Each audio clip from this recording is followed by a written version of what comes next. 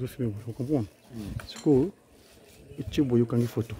Ils ont filmé une photo finale. Au final, il y a une photo.